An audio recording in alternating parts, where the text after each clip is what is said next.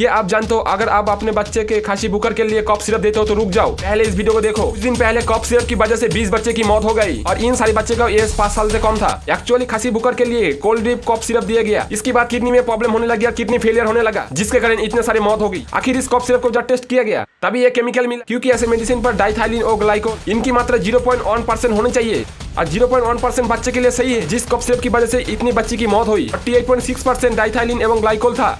सोचो कितने ज्यादा। चलो इसके बाद इस कंपनी की मैन्युफैक्चर को कैंसिल कर दिया। पंजाब में और दिल्ली में कफ सिरप को तो बैन कर भी एडवाइस दे चुका है, अगर किसी बच्चे का उम्र 2 साल से कम है कोई कफ सिरप देना जरूरी नहीं है। अगर आपको लेना ही है तो डॉक्टर की सजेशन लेना, तब जाके खरीदना। लाइक सब्सक्राइब कर देना।